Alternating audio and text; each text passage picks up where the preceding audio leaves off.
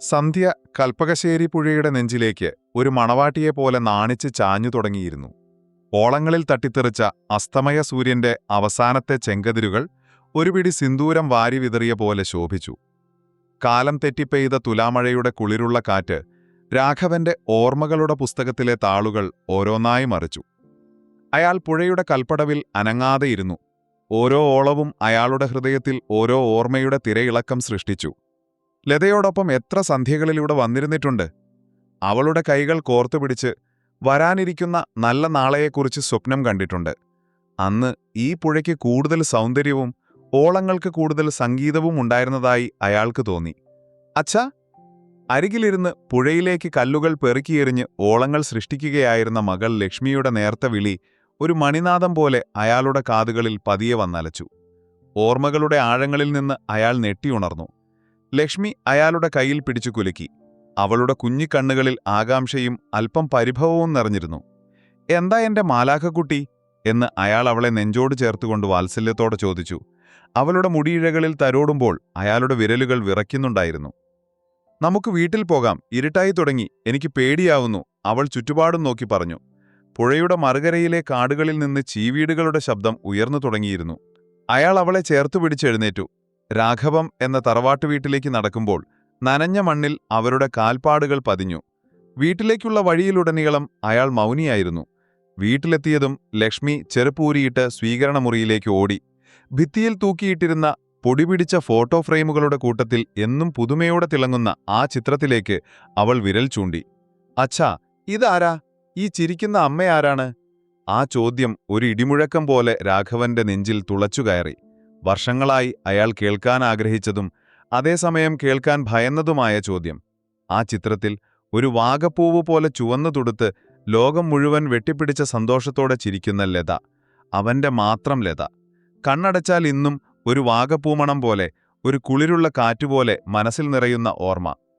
രാഘവന്റെ മനസ്സ് ഒരു പായ്വഞ്ചി കണക്കെ വർഷങ്ങൾ പിന്നോട്ടു കുതിച്ചു. പച്ചപ്പ് പുതച്ച കൽപ്പകശ്ശേരി ഗ്രാമം, സ്വർണ്ണക്കതിരുകൾ വിളഞ്ഞു നിൽക്കുന്ന പാടവരമ്പുകളും കാറ്റിലാടുന്ന തെങ്ങിൻതോപ്പുകളും നിറഞ്ഞ ഗ്രാമത്തിന്റെ ഹൃദയഭാഗത്തായിരുന്നു രാഘവം തറവാട്. ഓടിട്ട പഴയ വീടും സന്ധ്യയ്ക്ക് ദീപം കൊളുത്തുന്ന മുറ്റത്തെ തുളസിത്തറയും പ്രണയത്തിന് സാക്ഷിയായ തൊടിയിലെ വാഗമരവും എല്ലാം ഇന്നലെ എന്ന പോലെ അവന്റെ മനസ്സിൽ തെളിഞ്ഞു. ആ വാഗമരത്തിന്റെ ചുവട്ടിലാണ് അവന്റെ ജീവിതം പൂത്തുലകതും പിന്നീടൊരു നാൾ അതേ മരച്ചുവട്ടിൽ പ്രതീക്ഷകൾ കൊഴിഞ്ഞു വീണതും. കോളേജ് ജീവിതത്തിന്റെ വർണ്ണപ്പകട്ടുള്ള നാളുകളിലൊന്നിലാണ് രാഘവൻ ലതയെ ആദ്യമായി കാണുന്നത്. 1ാം വർഷ വിദ്യാർത്ഥികൾക്ക് സ്വാഗതമോതുന്ന ചടങ്ങിനിടെ വേദിയിൽ ചങ്ങമ്പുഴയുടെ രമണിനിലെ വരികൾ ചൊല്ലുന്ന നീണ്ട മുടിയും വിടർന്ന കണ്ണുകളുമുള്ള ഒരു പെൺകുട്ടി. അവളുടെ ശബ്ദത്തിലെ ആർദ്രതയും വാക്കുകളിലെ തീവ്രതയും സദസ്സിനെ മുഴുവൻ നിശബ്ദമാക്കി. രാഘവന്റെ ഹൃദയത്തിൽ അവൾ ഒരു കവിതയായി കൊറിയിടപ്പെട്ടു. അവരുടെ പ്രണയം മുട്ടിട്ടത് കോളേജിലെ എന്നും ചുവന്ന പൂക്കൾ പൊഴിച്ചു നിൽക്കുന്ന വാഗമരച്ചുവട്ടിൽ വെച്ചായിരുന്നു. ക്ലാസ് കഴിഞ്ഞ് അവരവിടെ കണ്ടുമുട്ടി. പുസ്തകങ്ങളെക്കുറിച്ചും സിനിമകളെക്കുറിച്ചും വരാനിരിക്കുന്ന നല്ല നാളെയെക്കുറിച്ചും അവർ മണിക്കൂറുകളോളം സംസാരിച്ചു. അവരുടെ ലോകം ആ വാഗമരച്ചുവട്ടിൽ ഒതുങ്ങി. ചുവന്ന പൂക്കൾ അവർക്കുമേലൊരു കുടയായി നിന്നു. ചിലപ്പോൾ ചെറിയ പിണക്കങ്ങൾക്കിടയിൽ മൗനത്തിന്റെ ഒരു കടൽ അവർക്കിടയിൽ രൂപപ്പെടും. എന്നാൽ ഒരു ചെറുമുഞ്ചിരി കൊണ്ട് അവൾ ആ കടൽ നീന്തിക്കിടക്കും. ആ പരിഭവങ്ങൾക്ക് തേനിനേക്കാൾ മധുരമായിരുന്നു. നമ്മളെ ആർക്കും പിരിക്കാൻ പറ്റില്ല രാഘവേട്ട എന്നൊരു ദിവസം അവന്റെ തോളിൽ തലോടിക്കൊണ്ട് അവൾ പറഞ്ഞു. അവളുടെ കയ്യിൽ മുറുകെ പിടിച്ചുകൊണ്ട് അവൻ ആ വാക്കുകൾക്ക് ഉറപ്പു നൽകി. ഈ രാഘവന്റെ ജീവിതത്തിൽ ലതയല്ലാതെ മറ്റൊരു പെണ്ണില്ല. ആ വാക്കുകേട്ട് അവളുടെ കണ്ണുകൾ തിളങ്ങി. ആ വാഗമരം അവരുടെ പ്രണയത്തിന് സാക്ഷിയായി നിന്നു. പഠനം കഴിഞ്ഞ് ജീവിതത്തെക്കുറിച്ച് അവർ ഗൗരവമായി ചിന്തിക്കാൻ തുടങ്ങി. രാഘവന് ചെറിയ ഒരു സ്വകാര്യ കമ്പനിയിൽ ജോലി ലഭിച്ചു. ആ ധൈര്യത്തിൽ അവൻ ലതയുടെ വീട്ടിൽ വിവാഹം ആലോചിക്കാൻ തീരുമാനിച്ചു. എന്നാൽ ജീവിതം അവർക്കായി കാത്തുവെച്ചത് മറ്റൊന്നായിരുന്നു. ലതയുടെ അച്ഛൻ കേശവമേനോൻ ഒരു വാക്കുകൊണ്ട് ആ ആലോചന മുറിച്ചു. എന്റെ മകൾക്ക് ഇതിലും നല്ലൊരു ജീവിതം കൊടുക്കാൻ എനിക്കറിയാം. ലതയുടെ വീട്ടുകാർ ശക്തമായി എതിർത്തു. അവളുടെ സഹോദരൻ രാഘവനെ വഴിയിൽ തടഞ്ഞു നിർത്തി ഭീഷണിപ്പെടുത്തി. എന്നാൽ ലത ഒരു പാറ പോലെ ഉറച്ചുനിന്നു. ജീവിക്കുന്നെങ്കിൽ രാഘവേട്ടന്റെ കൂടെ മാത്രം, അല്ലെങ്കിൽ ഈ ലതയില്ല. അവളുടെ പ്രതിഷേധങ്ങൾ വീട്ടിൽ വലിയ കോലാഹലങ്ങൾ സൃഷ്ടിച്ചു. ഒടുവിൽ ഒരു ദിവസം രാത്രി ലോകമുറങ്ങുമ്പോൾ ലത ഒരു കൈയിൽ വസ്ത്രങ്ങളടങ്ങിയ ഒരു ചെറിയ സ്യൂട്ട്കേസുമായി വീട് വിട്ടിറങ്ങി. രാഘവന്റെ കൈപിടിച്ച് രാഘവം എന്ന തറവാടിന്റെ പടിചമിക്കുമ്പോൾ അവളുടെ കണ്ണുകൾ പേമാരി പോലെ പെയ്യുകയായിരുന്നു. അത് സന്തോഷത്തിന്റെയും ഭയത്തിന്റെയും കണ്ണുനീരായിരുന്നു. രാഘവന്റെ അമ്മ ആരതി ഒഴിഞ്ഞ് അവളെ നിറച്ചിരിയോടെ അകത്തേക്ക് സ്വീകരിച്ചു. "എന്റെ മോന് ദൈവം തന്ന നിധിയാ നീ." ആ അമ്മയുടെ വാക്കുകൾ അവളുടെ ഭയത്തെ അലിയിച്ചു കളഞ്ഞു. ആ നിമിഷം തനിക്ക് നഷ്ടപ്പെട്ടതിനേക്കാൾ വലുതാണ് താൻ നേടിയതെന്ന് അവൾ തിരിച്ചറിഞ്ഞു. വിവാഹശേഷമുള്ള ആദ്യ 3 വർഷങ്ങൾ ഒരു സ്വപ്നം പോലെ മനോഹരമായിരുന്നു. രാഘവം എന്ന പഴയ തറവാട് ലതയുടെ സാന്നിധ്യം കൊണ്ട് ഒരു സ്വർഗമായി മാറി. അവർ ഒരുമിച്ച് ആ വീട് മൂടിപ്പിടിപ്പിച്ചു. പുതിയ ഫർണിച്ചറുകൾ വാങ്ങി, നിറം മങ്ങിയ ചുമരുകൾക്ക് പുതിയ വർണ്ണങ്ങൾ നൽകി, മുറ്റത്തവൾക്ക് ഇഷ്ടപ്പെട്ട ചെമ്പരുത്തിയും മുല്ലയും നട്ടുപിടിപ്പിച്ച് ചെറിയൊരു പൂന്തോട്ടമുണ്ടാക്കി. ലതയുടെ സ്നേഹവും കരുതലും രാഘവന്റെ ജീവിതത്തിന് പുതിയ അർത്ഥം നൽകി. ജോലി കഴിഞ്ഞ് ക്ഷീണിച്ചു വരുമ്പോൾ ഒരു കപ്പ് ചൂടുചായയുമായി അവൾ കാത്തിരിക്കും. ഞായറാഴ്ചകളിൽ അവർ ചെറിയ യാത്രകൾ പോയി. പുഴക്കരയിലിരുന്ന് കഥകൾ പറഞ്ഞും പാട്ടുകൾ പാടിയും അവർ ഓരോ നിമിഷവും ആഘോഷിച്ചു. "നമുക്കൊരു കുഞ്ഞു വേണ്ട ഏട്ടാ?" എന്നൊരു രാത്രി അവന്റെ നെഞ്ചിൽ തലോടിക്കൊണ്ട് അവൾ ചോദിച്ചു. "വേണം, നിന്നെപ്പോലെ സുന്ദരിയായ ഒരു മാലാഖക്കുട്ടി." അവൻ അവരുടെ നെറ്റിയിൽ ചുംബിച്ചു. അവർ ഒരുമിച്ച് ഒരു കുഞ്ഞിനെക്കുറിച്ചുള്ള സ്വപ്നങ്ങൾ നെയ്തു. ആ സന്തോഷത്തിലേക്കാണ് വിധി ഒരു കരിനിഴലായി പറന്നിറങ്ങിയത്. തുടർച്ചയായ തലവേദനയും അസഹനീയമായ ക്ഷീണവുമായിരുന്നു തുടക്കം. എന്നാൽ ഒരു ദിവസം അടുക്കളയിൽ പാചകം ചെയ്തുകൊണ്ടിരിക്കെ തലകറങ്ങി വീണതോടെയാണ് കാര്യങ്ങൾ ഗൗരവമായത്. ആശുപത്രിയിലെ നീണ്ട പരിശോധനകൾക്കൊടുവിൽ ഡോക്ടർ ആ സത്യം പറഞ്ഞു. ലതയുടെ തലച്ചോറിൽ ഒരു മുഴയുണ്ട്, ബ്രെയിൻ ട്യൂമർ. ആ വാർത്ത ഒരു ഇടിത്തീ പോലെയാണ് രാഘവന്റെ മേൽ പതിച്ചത്. തുടർന്ന് ആശുപത്രികളിലേക്കുള്ള യാത്രകളായിരുന്നു. ഒടുവിൽ ഒരു പ്രമുഖ ഡോക്ടർ ശസ്ത്രക്രിയയ്ക്ക് നിർദ്ദേശിച്ചു. വിജയസാധ്യത വളരെ കുറവാണെന്ന് അദ്ദേഹം മുന്നറിയിപ്പ് നൽകിയെങ്കിലും രാഘവൻ പ്രതീക്ഷ കൈവിട്ടില്ല.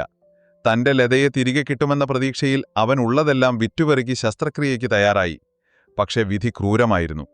ശസ്ത്രക്രിയയിലുള്ള ചെറിയൊരു പിഴവ് അവളുടെ ശരീരത്തിന്റെ ഒരു ഭാഗം പൂർണ്ണമായും തളർത്തിക്കളഞ്ഞു. ദിവസങ്ങൾക്ക് ശേഷം കണ്ണു തുറന്ന ലതയ്ക്ക് സംസാരിക്കാനോ ചലിക്കാനോ കഴിഞ്ഞില്ല. ഒരു പാവ പോലെ അവൾ കട്ടലിൽ നിശ്ചലമായി. കിടപ്പിലായതോടെ ലതയുടെ ലോകം ആ മുറിയുടെ 4 ചുവരുകളിലേക്ക് ഒതുങ്ങി. സ്നേഹിച്ച പുരുഷന് ഒരു ഭാരമായെന്ന ചിന്ത അവളെ കാർന്നു തിന്നു. നിസ്സഹായത അവളെ ദേഷ്യക്കാരിയാക്കി. ചിലപ്പോൾ അവൾ നിർത്താതെ കരയും, മറ്റു ചിലപ്പോൾ മൗനത്തിന്റെ ആഴങ്ങളിലേക്ക് ഊളിയിടും. രാഘവന്റെ ജീവിതം മുഴുവനായും മാറി. അയാൾക്ക് ജോലി ഉപേക്ഷിക്കേണ്ടി വന്നു. മുഴുവൻ സമയവും അവൻ ലതയുടെ പരിചാരകനായി. അവളെ കുളിപ്പിക്കാനും ഭക്ഷണം വാരിക്കൊടുക്കാനും അവളോട് പഴയ കഥകൾ പറഞ്ഞ് ചിരിപ്പിക്കാനും അവൻ ശ്രമിച്ചു. സാമ്പത്തികമായി അവർ തകർന്നു. ഏട്ടന് മടുത്തില്ലേ എന്നെക്കൊണ്ട്? ഒരുപാട് ശ്രമപ്പെട്ട് വാക്കുകൾ മുറിഞ്ഞുകൊണ്ട് അവൾ ഒരുനാൾ ചോദിച്ചു. അവളുടെ നെറുകയിൽ തലോടിക്കൊണ്ട് തൊണ്ടയിടറി അവൻ പറഞ്ഞു, "എന്റെ ലതയെ എനിക്കൊരിക്കലും മടുക്കില്ല. നീയില്ലാതെ എനിക്കെന്താ ഉള്ളത്?" ആ വാക്കുകൾ കേട്ട് അവളുടെ കണ്ണുകൾ നിറഞ്ഞൊഴുകി. അങ്ങനെയിരിക്കെ ഒരു ദിവസമാണ് ലത ആ ആവശ്യം ആദ്യമായി ഉന്നയിച്ചത്. "ഏട്ടൻ വേറൊരു കല്യാണം കഴിക്കണം." ആദ്യമായി അത് കേട്ടപ്പോൾ രാഘവൻ ഞെട്ടിപ്പോയി. ദേഷ്യം കൊണ്ടവൻ വിറച്ചു. "ഇനി ഒരിക്കലും നീ ഇത് പറയരുത്. നിനക്ക് ഭ്രാന്താണോ?" അവൻ അലറി. എന്നാൽ അവൾ പിന്മാറിയില്ല. ദിവസങ്ങളോളം അവൾ ആ ആവശ്യം ആവർത്തിച്ചുകൊണ്ടിരുന്നു. അവൾ ഭക്ഷണം കഴിക്കാൻ വിസമ്മതിച്ചു, മരുന്നുകൾ തുപ്പിക്കളഞ്ഞു.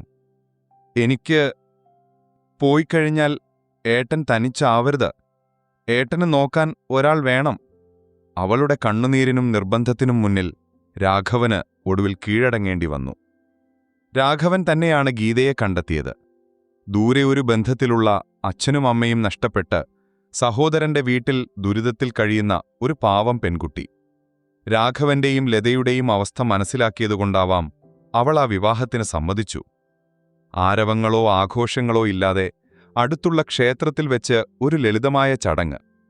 രാഘവൻ ഗീതയുടെ കഴുത്തിൽ താലി ചാർത്തുമ്പോൾ അവന്റെ ഹൃദയം വിങ്ങുകയായിരുന്നു. തന്റെ ജീവിതം എങ്ങോട്ടാണ് പോകുന്നതെന്ന് അവൻ അറിയില്ലായിരുന്നു. പുറത്ത് ഇടമുറിയാതെ ചാറ്റൽ മഴ പെയ്തുകൊണ്ടിരുന്നു. നനഞ്ഞ മണ്ണിന്റെയും രാത്രിയിൽ വിരിയുന്ന മുല്ലപ്പൂവിന്റെയും ഗന്ധം അന്തരീക്ഷത്തിൽ നിറഞ്ഞു നിന്നു. കാറിന്റെ ചില്ലുതുള്ളികളിലൂടെ പുറത്തെ ഇരുട്ട് അവ്യക്തമായ രൂപങ്ങളായി ഒഴുകി നീങ്ങുന്നത് ഗീത നിർവികാരതയോടെ നോക്കിയിരുന്നു. യാത്രയിലുടനീളം രാഘവൻ ഒന്നും സംസാരിച്ചില്ല. അവന്റെ കൈ അവളുടെ കൈയിൽ മുറുകെയിരുന്നു. ആ മുറുക്കത്തിൽ സ്നേഹത്തെക്കാൾ ഉപരി വരാനിരിക്കുന്ന കൊടുങ്കാറ്റിനെക്കുറിച്ചുള്ള ഭയമായിരുന്നു അവൾക്കനുഭവപ്പെട്ടത്. രാഘവം തറവാടിന്റെ ഗേറ്റ് തുറന്നപ്പോൾ കാലപ്പഴക്കത്തിന്റെ ഒരു ഞരക്കം കേട്ടു. മുറ്റത്തെ വിളക്കുകാലിൽ പടർന്നു വളർന്ന പിച്ചകവള്ളി മഴയിൽ കുതിർന്നു കിടന്നു. രാഘവൻ ഗീതയെയും കൂട്ടി ഉമ്മറത്തേക്ക് കയറുമ്പോൾ വീടിനകത്ത് അസ്വാഭാവികമായ ഒരു നിശബ്ദത തളം കെട്ടി നിന്നിരുന്നു. ആ നിശബ്ദതയ്ക്ക് ഒരു ശ്മശാനമൂകതയുണ്ടെന്ന് ഗീതയ്ക്ക് തോന്നി. ഹാളിലെ അറ്റത്ത് ഭിത്തിയിൽ ചാരികച്ച നിലക്കണ്ണാടിയിൽ അവരുടെ പ്രതിബിംബങ്ങൾ ഒരു നിമിഷം തെളിഞ്ഞു മാഞ്ഞു. ഗീതയുടെ കൈയിൽ മുറുകെ പിടിച്ചുകൊണ്ട് അവൻ നേരെ ലതയുടെ മുറിയിലേക്ക് നടന്നു. ഓരോ ചുവടുവെപ്പിലും അവന്റെ ഹൃദയമിടിപ്പ് ഉച്ചത്തിലായി. ആ ഇടനാഴിയിലെ ചുമരുകളിൽ തൂങ്ങിക്കിടന്നിരുന്ന പഴയ ചിത്രങ്ങളിലെ മുഖങ്ങൾ അവരെ നിശബ്ദമായി വിചാരണ ചെയ്യുന്നതുപോലെ തോന്നി. മുറിയുടെ വാതിൽ പാതി ചാരിയിരുന്നു. ഒരു വിറയലോടെ രാഘവൻ അത് തള്ളിത്തുറന്നു. മുറിയിലെ കാഴ്ച ആദ്യം അവന് പൂർണ്ണമായും മനസ്സിലായില്ല. നേരിയ നിലവിളക്കിന്റെ വെളിച്ചത്തിൽ ലത കട്ടിലിൽ ശാന്തമായി ഉറങ്ങുന്നതുപോലെ കിടക്കുന്നു. അവളുടെ മുഖത്ത് വർഷങ്ങൾക്ക് ശേഷം ഒരു പ്രശാന്തത നിഴലിച്ചിരുന്നു. എന്നും വേദനയും നിരാശയും വരച്ചുവെച്ചിരുന്ന ആ മെറ്റിത്തടം ഇന്ന് അയഞ്ഞിരിക്കുന്നു. ഒരു നേർത്ത പുഞ്ചിരിയുടെ ലാഞ്ചന ആ ചുണ്ടുകളിലുണ്ടായിരുന്നു. പക്ഷെ ആ ചുണ്ടുകളുടെ കോണിൽ നിന്ന് പടർന്നിറങ്ങിയ നേരിയ ഒരു ചുവന്ന ചാൽ അവന്റെ ഹൃദയത്തിൽ ഒരു കൊള്ളിയാൻ പോലെ വന്നു തറച്ചു. അവൾ യാത്ര പറഞ്ഞിരിക്കുന്നു. തന്റെ ഭർത്താവിനെ മറ്റൊരാളുടെ കയ്യിൽ സുരക്ഷിതമായി ഏൽപ്പിച്ചുകൊണ്ട് എല്ലാ വേദനകളിൽ നിന്നും സ്വയം മോചിതയായിരിക്കുന്നു. അവന്റെ കണ്ണുകൾ പരിഭ്രാന്തമായി മുറിയിലാകെ പരന്നി. കട്ടിലിനരികിലെ മേശപ്പുറത്ത് കാലിയായ ഒരു വിഷക്കുപ്പി മറിഞ്ഞുകിടക്കുന്നത് കണ്ടപ്പോൾ അതൊരാത്മഹത്യയായിരുന്നുവെന്ന് രാഘവന് അധികനേരം വേണ്ടിവന്നില്ല. കുപ്പിയോടൊപ്പം ഭംഗിയായി മടക്കിവെച്ചൊരു കത്തും അവിടെയുണ്ടായിരുന്നു. ലതേ, എന്തിനായിരുന്നു ഇത്? എന്തിനാ എന്നെ ഒറ്റയ്ക്കാക്കി പോയത്? അവന്റെ നിലവിളി ആ വീടിന്റെ ചുമരുകളിൽ തട്ടി പ്രതിധ്വനിച്ചു. പുറത്തു മഴ ശക്തി പ്രാപിച്ചു. ആകാശവും ഭൂമിയും ഒന്നായി ആ ദുഃഖത്തിൽ പങ്കുചേരുന്നതുപോലെ തോന്നി. വാതിൽക്കൽ ഒരു ശില പോലെ നിന്ന ഗീതയുടെ കണ്ണുകളിൽ നിന്നും കണ്ണുനീർ ചാലിട്ടൊഴുകി. ഈ നിമിഷത്തിൽ താനൊരു അപരിചിതയാണെന്നും ഈ ദുഃഖത്തിൽ തനിക്കൊരവകാശമില്ലെന്നും അവൾ വേദനയോടെ തിരിച്ചറിഞ്ഞു. രാഘവന്റെ തേങ്ങലുകൾ മഴയുടെ ശബ്ദത്തിൽ അലിഞ്ഞില്ലാതായി. ആ വലിയ വീട്ടിൽ അവർ 3 പേരും തനിച്ചായി. ജീവിച്ചിരിക്കുന്ന 2 ആളും മരിച്ചുപോയ ഒരാളും. ലതയുടെ മരണാനന്തര ചടങ്ങുകൾ ഒരു യന്ത്രത്തെപ്പോലെയാണ് രാഘവൻ ചെയ്തത്. അവന്റെ ഉള്ളം ശൂന്യമായിരുന്നു. ആളുകളുടെ സഹതാപം നിറഞ്ഞ നോട്ടങ്ങൾ, അടക്കിപ്പിടിച്ച തേങ്ങലുകൾ, മരണവീടിന്റെ മടുപ്പിക്കുന്ന ഗന്ധം ഒന്നും അവന്റെ ബോധമണ്ഡലത്തിലെത്തിയിരുന്നില്ല. ലത എന്നേക്കുമായി പോയിരിക്കുന്നു. ആ ഒരൊറ്റ സത്യം മാത്രം ഒരു കനൽ പോലെ ഉള്ളിൽ നീറിക്കൊണ്ടിരുന്നു. ഓരോ കർമ്മങ്ങൾ കഴിയുമ്പോഴും അവൻ കൂടുതൽ തന്നിലേക്ക് ഒതുങ്ങിപ്പോവുകയായിരുന്നു. ഈ ദിവസങ്ങളിലെല്ലാം ഗീത ഒരു നിഴൽ പോലെ അവനോടൊപ്പം നിന്നു. വരുന്നവരെ സമാധാനിപ്പിക്കാനും വേണ്ട കാര്യങ്ങൾ ശ്രദ്ധിക്കാനും അവൾ ഓടി നടന്നു. അവളുടെ കണ്ണുകളിലും വേദനയുടെ കടലിരമ്പുന്നുണ്ടായിരുന്നു. പക്ഷെ രാഘവന്റെ തകർച്ച കാണാതിരിക്കാൻ അവൾ അത് പുറത്തു കാണിച്ചില്ല. അവന്റെ നിശബ്ദമായ വേദന അവളെ കൂടുതൽ തളർത്തി. ദിവസങ്ങൾ കടന്നുപോയി. ബന്ധുക്കൾ ഓരോരുത്തരായി ഒഴിഞ്ഞു. വീട് നിശബ്ദമായി. ആ ശൂന്യത രാഘവനെ വല്ലാതെ ഭയപ്പെടുത്തി. ഓരോ മുക്കും മൂലയും ലതയുടെ ഓർമ്മകൾ കൊണ്ട് നിറഞ്ഞിരുന്നു. അവളുടെ ചിരി, സംസാരം, പരിഭവങ്ങൾ എല്ലാം കാതുകളിൽ മുഴങ്ങുന്നതുപോലെ തോന്നി. അവൻ ഭക്ഷണം കഴിക്കാൻ മറന്നു. ഉറങ്ങാതെ രാത്രികൾ കഴിച്ചുകൂട്ടി. ഗീത നിർബന്ധിച്ചു നൽകുന്ന ആഹാരം തൊണ്ടയിൽ തടയുന്നതുപോലെ അവന് തോന്നി. ഒരുച്ചയ്ക്ക് ലതയുടെ മുറിയിലെ പുസ്തകങ്ങൾ അടുക്കിവെക്കാൻ അവൻ തീരുമാനിച്ചു. അവളുടെ ഓർമ്മകളെ അങ്ങനെ ചിതറിക്കിടക്കാൻ അനുവദിക്കുന്നത് ശരിയല്ലെന്ന് അവന്റെ മനസ്സ് പറഞ്ഞു. ഷെൽഫിൽ നിന്നും ഓരോ പുസ്തകങ്ങളായി എടുക്കുമ്പോൾ അവൾ ഏറ്റവും ഇഷ്ടപ്പെട്ടിരുന്ന, അവൻ ആദ്യമായി അവൾക്ക് സമ്മാനിച്ച പുസ്തകത്തിനുള്ളിൽ നിന്നും ഒരു ചുവന്ന ഡയറി താഴെ വീണു. ഒരു നിമിഷം അവൻ സ്തംഭിച്ചുപോയി. അവളുടെ സ്വകാര്യതയിലേക്ക് കടന്നു ചെല്ലാൻ അവൻ മടിച്ചു. പക്ഷെ എന്തോ ഒരു ഉൾപ്രേരണ കൊണ്ട് അവനതെടുത്തു തുറന്നു. പൊടിപിടിച്ച താളുകൾ അവൻ മറിച്ചു. അവസാനത്തെ താളുകളിൽ അവളുടെ കൈയക്ഷരം ചെറുതായി വിറച്ചിരുന്നു. എന്റെ ഏട്ടനെ മറ്റൊരാൾക്ക് പങ്കുവയ്ക്കാൻ എനിക്കാവില്ല. അതൊരു സ്വാർത്ഥതയാണെന്ന് എനിക്കറിയാം. പക്ഷെ പ്രാണനേക്കാൾ ഏറെ സ്നേഹിക്കുമ്പോൾ സ്വാർത്ഥയായില്ലെങ്കിലല്ലേ അത്ഭുതമുള്ളൂ. പക്ഷെ ഞാൻ കാരണം ഏട്ടൻ തനിച്ചാവാനും പാടില്ല. ജീവിതം മുഴുവൻ എന്റെ ഓർമ്മകളിൽ നീറി ജീവിക്കുന്നത് എനിക്ക് സഹിക്കാനാവില്ല. ഏട്ടനൊരു കൂട്ടുവേണം. ഗീത നല്ല കുട്ടിയാണ്. അവളുടെ കണ്ണുകളിൽ ഞാൻ ഏട്ടനോടുള്ള സ്നേഹം കണ്ടിട്ടുണ്ട്. അവൾ ഏട്ടനെ പൊന്നുപോലെ നോക്കും, എനിക്കുറപ്പാണ്. എന്റെ വേദനകൾ ഞാനിവിടെ അവസാനിപ്പിക്കുന്നു. ഈ ത്യാഗം എനിക്ക് വേണ്ടിയാണ്. എന്റെ സമാധാനത്തിനു വേണ്ടിയാണ്. എനിക്ക് വേണ്ടി ഏട്ടൻ ജീവിക്കണം, സന്തോഷമായി, എന്നേക്കുമായി സ്നേഹത്തോടെ, നിന്റെ മാത്രം ലത. ആ വരികൾ അവന്റെ കാഴ്ചയെ മറച്ചു. അക്ഷരങ്ങൾ കണ്ണുനീരിൽ കുതിർന്നു. ഡയറി കയ്യിൽ നിന്ന് മൂർന്നു വീണു. ഒരു നിലവിളിയോടെ അവൻ നിലത്തേക്ക് ഊർന്നിരുന്നു. ഇത്രയും നാൾ അടക്കിവെച്ച സങ്കടമെല്ലാം ഒരു അണക്കെട്ട് പൊട്ടിയതുപോലെ പുറത്തേക്ക് ഒഴുകി. ലതേ, നീ എന്നെ തോൽപ്പിച്ചു കളഞ്ഞല്ലോടി. അവനൊരു കൊച്ചുകുട്ടിയെപ്പോലെ വാവിട്ടു കരഞ്ഞു. അവളുടെ ത്യാഗത്തിനു മുന്നിൽ, അവളുടെ സ്നേഹത്തിന്റെ ആഴത്തിനു മുന്നിൽ താൻ എത്ര ചെറുതായിപ്പോയെന്ന് അവൻ വേദനയോടെ തിരിച്ചറിഞ്ഞു. ശബ്ദം കേട്ട് ഓടിവന്ന ഗീത കാണുന്നത് നിലത്തിരുന്ന് നെഞ്ചുപൊട്ടി കരയുന്ന രാഘവനെയാണ്.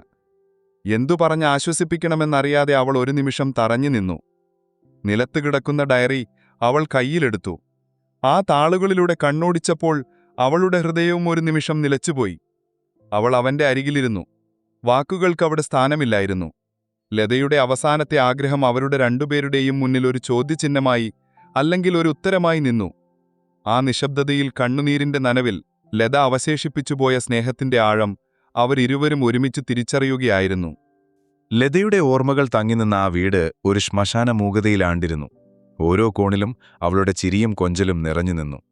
രാഘവന്റെയും ഗീതയുടെയും ജീവിതം ആ വീടിന്റെ 4 ചുവരുകൾക്കുള്ളിൽ ആരംഭിച്ചത് വാക്കുകൾ കൊണ്ടായിരുന്നില്ല, ഘനഗംഭീരമായ നിശബ്ദത കൊണ്ടായിരുന്നു. രാഘവൻ ജീവച്ഛവം പോലെയായി. മുറിയിൽ ഒതുങ്ങിക്കൂടി. ഓർമ്മകളിൽ സ്വയം നഷ്ടപ്പെട്ട് അവൻ ദിനങ്ങൾ തള്ളി നീക്കി. തുടക്കത്തിൽ അവർക്കിടയിൽ വലിയൊരകലം നിലനിന്നു. ഒരേ വീട്ടിലെ അപരിചിതരെ പോലെ അവർ പെരുമാറി. ഗീത അടുക്കളയിലും വീടിന്റെ മറ്റു കാര്യങ്ങളിലും മുഴുകി. അവൾ ഉണ്ടാക്കിവെക്കുന്ന ഭക്ഷണം പലപ്പോഴും തണുത്തുറഞ്ഞ് പാത്രത്തിൽ ബാക്കിയായി. എങ്കിലും അവൾ മുടങ്ങാതെ അത് തുടർന്നു. അതൊരു ജോലിയായിരുന്നില്ല, മുറിവേറ്റ ഒരാത്മാവിനോടുള്ള കാരുണ്യമായിരുന്നു. അവളുടെ നിശബ്ദമായ സാന്നിധ്യം ആ വീടിന് പതിയെ ഒരു താളം നൽകി തുടങ്ങി. അടഞ്ഞുകിടന്ന ജനലുകൾ അവൾ തുറന്നിട്ടു. കാറ്റും വെളിച്ചവും അകത്തേക്ക് കടന്നുവന്നു. മുറ്റത്തെ വാടിക്കരിഞ്ഞ ചെടികൾക്ക് അവൾ വെള്ളമൊഴിച്ചു. അവ വീണ്ടും തളിർത്തു. എന്നാൽ പുറംലോകം അവർക്ക് ചുറ്റും മറ്റൊരു വല നെയ്യുകയായിരുന്നു. ഗ്രാമത്തിലെ ഓരോ നോട്ടത്തിലും സംശയത്തിന്റെ മുനകളുണ്ടായിരുന്നു. ചായക്കടയിലെ അടക്കം പറച്ചിലുകൾ രാഘവന്റെ കാതുകളിൽ ഈയം പോലെ തുളച്ചുകയറി. കെട്ടിയോളുടെ മണ്ണുണങ്ങും മുൻപേ വേറൊന്നിനെ കൊണ്ടുവച്ചവൻ. അവൾ എന്തു പാടുപെട്ട അവനെ വളർത്തിയത്. അവസാനം ഇതായി ഗതി. കുത്തുവാക്കുകൾ സഹിക്കവയ്യാതെ അവൻ പുറത്തിറങ്ങാതെയായി. ഈ ഘട്ടത്തിലാണ് ഗീത എന്ന സ്ത്രീയുടെ കരുത്ത് രാഘവൻ തിരിച്ചറിഞ്ഞത്. ഒരു ദിവസം റേഷൻ കടയിൽ പോയി മടങ്ങിവന്ന അവളുടെ കണ്ണുകൾ കലങ്ങിയിരുന്നു. വഴിയിൽ വെച്ച് ചില സ്ത്രീകൾ അവളെ തടഞ്ഞു നിർത്തി ചോദ്യം ചെയ്യുകയും അപമാനിക്കുകയും ചെയ്തിരുന്നു. പക്ഷെ അവൾ രാഘവനോട് ഒന്നും പറഞ്ഞില്ല. പകരം കൂടുതൽ കരുത്തോടെ അവൾ വീടിന്റെ ഉത്തരവാദിത്തങ്ങൾ ഏറ്റെടുത്തു. മറ്റുള്ളവർക്ക് എന്തും പറയാം രാഘവേട്ട, സത്യം നമുക്കല്ലേ അറിയൂ. വിശന്നിരിക്കുന്ന വയറിന് മറ്റുള്ളവരുടെ വാക്കുകൾ ഒരു വിലയും കൽപ്പിക്കില്ല. ഒരുനാൾ ഭക്ഷണം കഴിക്കാനിരുന്ന അവനോട് അവൾ പറഞ്ഞു. ആ വാക്കുകളിലൊരു ധൈര്യമുണ്ടായിരുന്നു. അന്നാണ് രാഘവൻ ആദ്യമായി അവളുടെ മുഖത്തേക്ക് നേരെ നോക്കിയത്. ആ കണ്ണുകളിൽ പ്രണയമായിരുന്നില്ല, തളർന്നുപോയ ഒരുവന് താങ്ങാകാൻ വന്ന ഒരു സഹജീവിയുടെ ദൃഢനിശ്ചയമായിരുന്നു. പതിയെ പതിയെ മഞ്ഞുരുകി തുടങ്ങി. അവൻ അവളോട് സംസാരിക്കാൻ തുടങ്ങി. ലതയെക്കുറിച്ചുള്ള ഓർമ്മകൾ പങ്കുവച്ചു. അവൾ ക്ഷമയോടെ അതെല്ലാം കേട്ടിരുന്നു. ചിലപ്പോൾ ആശ്വാസത്തിന്റെ ഒരു വാക്കു പറയും, മറ്റു ചിലപ്പോൾ ഒന്നും മിണ്ടാതെ ഒരു നോട്ടം കൊണ്ട് എല്ലാം ഉൾക്കൊള്ളും. അവളുടെ ആ കരുതൽ രാഘവനിലെ മുറിവുകളിൽ പതുക്കെ തലോടി. അത് പ്രണയമായിരുന്നില്ല, പരസ്പരം താങ്ങും തണലുമാകുന്ന 2 മനുഷ്യരുടെ ആത്മബന്ധമായിരുന്നു. ഒരു സന്ധ്യയിൽ മുറ്റത്തെ തുളസിത്തറയിൽ വിളക്കുവെക്കുന്ന ഗീതയെ നോക്കി രാഘവൻ ഉമ്മറത്തിരുന്നു. ആ വെളിച്ചത്തിൽ അവളുടെ മുഖം ശാന്തമായി തിളങ്ങിക്കൊണ്ടിരുന്നു. ഗ്രാമം അവരെക്കുറിച്ച് പലതും പറയുന്നുണ്ടാവാം, പക്ഷെ ആ വീടിന്റെ ഉമ്മറത്തിരുന്ന അസ്തമയം നോക്കുമ്പോൾ പുറം ലോകത്തെ ശബ്ദങ്ങൾക്കൊന്നും അവരുടെ സമാധാനത്തെ ഭേദിക്കാനായില്ല. അവരൊരു പുതിയ ജീവിതം തുടങ്ങുകയായിരുന്നു, പരസ്പരം കണ്ടെത്തിയ കരുത്തിൽ. രാഘവൻ തറവാട് ഒരു ദീർഘനിദ്രയിലാണ്ടതുപോലെയായിരുന്നു. ലതയുടെ ഓർമ്മകൾ കരിമ്പടം പോലെ ആ വീടിന്റെ ഓരോ കോണിലും തളം കെട്ടി നിന്നു. രാഘവന്റെ ലോകം ആ ഓർമ്മകളിൽ മാത്രമായി ഒതുങ്ങിയിരുന്നു. പുറത്തു പെയ്യുന്ന മഴയ്ക്ക് പോലും അവന്റെ ഉള്ളിലെ വേദനയുടെ താളമായിരുന്നു. ജനലജികളിലൂടെ പുറത്തേക്ക് നോക്കിയിരിക്കുമ്പോൾ അവന്റെ കണ്ണുകളിൽ ശൂന്യത മാത്രം നിഴലിച്ചു. ഓരോ ദിവസവും രാത്രിയും എങ്ങനെയോ കടന്നുപോയി, പക്ഷേ ജീവിതം മുന്നോട്ട് നീങ്ങിയിരുന്നില്ല. അങ്ങനെയിരിക്കെയാണ് ആ വീട്ടിലേക്കൊരു പുതിയ പ്രകാശം കടന്നുവന്നത്. ഒരു കർക്കിടക പുലരിയിൽ മഴ തോർന്നു നിന്ന ശാന്തമായ യാമത്തിൽ അവരുടെ ജീവിതത്തിലേക്ക് മകൾ ലക്ഷ്മി പിറന്നു വീണു. അവളുടെ ആദ്യത്തെ കരച്ചിൽ ആ തറവാടിന്റെ ഭിത്തികളിൽ തട്ടി പ്രതിധ്വനിച്ചു. വർഷങ്ങളുടെ നിശബ്ദതയെ ഭേദിച്ചുകൊണ്ട് ആ നേർത്ത ശബ്ദം രാഘവന്റെ കാതുകളിൽ തുളച്ചുകയറി. അതൊരു കുഞ്ഞിന്റെ കരച്ചിലായിരുന്നില്ല, മറിച്ചൊരു പുതിയ ജീവിതത്തിന്റെ തുടക്കമായിരുന്നു. ആശുപത്രിയിലെ മുറിയിൽ വെള്ളത്തുണിയിൽ പൊതിഞ്ഞ ആ കുഞ്ഞുടലിനെ ആദ്യമായി കൈകളിലെടുത്തപ്പോൾ രാഘവന്റെ വരണ്ട കണ്ണുകൾ ഈറനണിഞ്ഞു. അവൻ മെല്ലെ അവളുടെ മുഖത്തേക്ക് നോക്കി.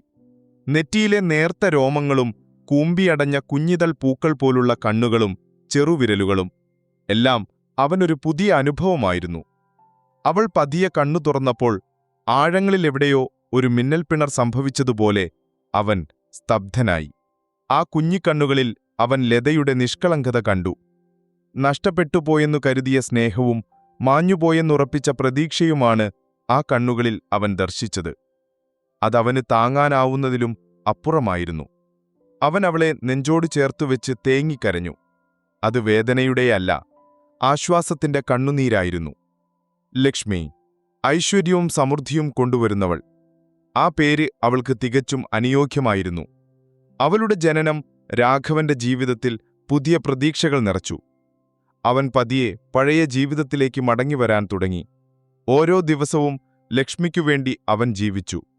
അവളുടെ കൊഞ്ചലുകൾ കേൾക്കാൻ, അവളുടെ പുഞ്ചിരി കാണാൻ അവൻ കൊതിച്ചു.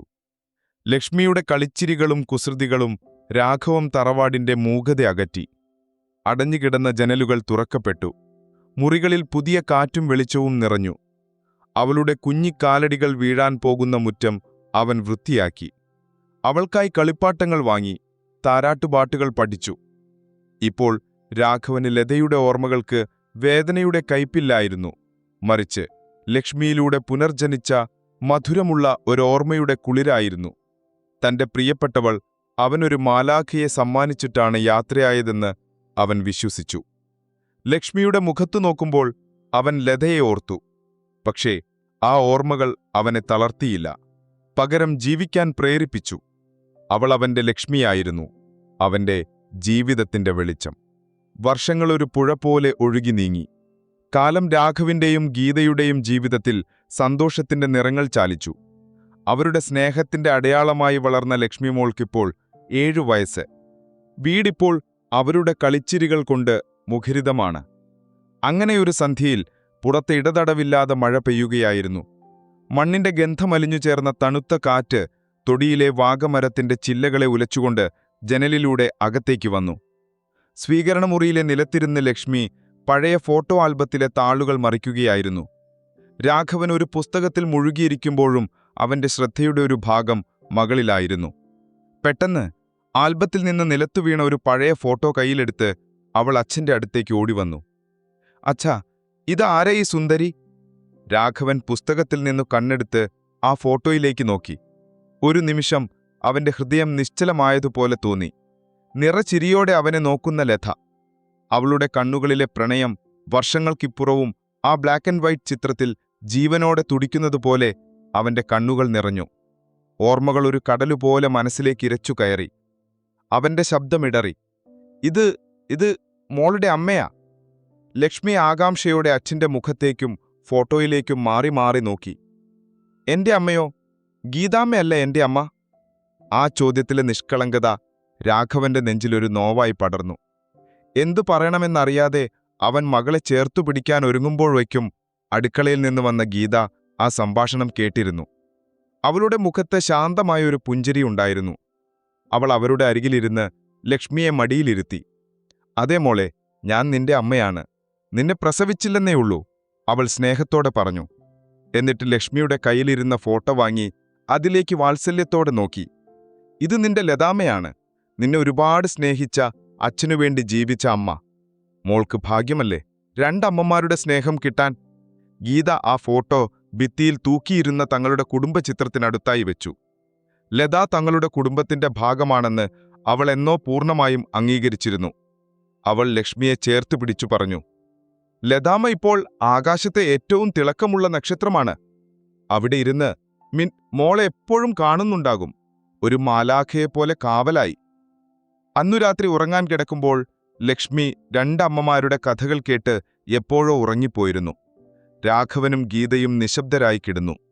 പുറത്തു മഴ തോർന്നിരുന്നു, പക്ഷെ ഈറൻ കാറ്റ് ജനലിലൂടെ മുറിയിലേക്ക് സ്നേഹത്തോടെ വീശിക്കൊണ്ടിരുന്നു. തൊടിയിലെ വാഗമരത്തിന്റെ ഇലകൾ കാറ്റിലാടുന്ന ശബ്ദത്തിനിടയിൽ അവൻ ആ നേർത്ത സ്വരം കേട്ടു. ഏട്ടാ. അതൊരു തോന്നലല്ലായിരുന്നു. ആ വിളിയിൽ ലതയുടെ പ്രാണനുണ്ടായിരുന്നു. ഞാൻ എവിടെയും പോയിട്ടില്ല. ഈ മഴയിലും കാറ്റിലും നമ്മുടെ മോളുടെ ഓരോ ചിരിയിലും ഞാൻ ജീവിക്കുന്നുണ്ട്.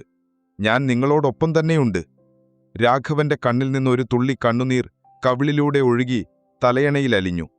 അതൊരിക്കലും സങ്കടത്തിന്റെ കണ്ണുനീരായിരുന്നില്ല, മറിച്ച് ആനന്ദത്തിൻ്റേതായിരുന്നു. അവന്റെ ചുണ്ടിലൊരു പുഞ്ചിരി വിടർന്നു. അവൻ ഒരു കൈകൊണ്ട് ഗീതയെയും മറുകൈകൊണ്ട് ലക്ഷ്മിയെയും ചേർത്തുപിടിച്ചു. ലതയുടെ ഓർമ്മകൾ ഒരു കുളിർക്കാറ്റായി അവനെ തഴുകിക്കൊണ്ടിരുന്നു.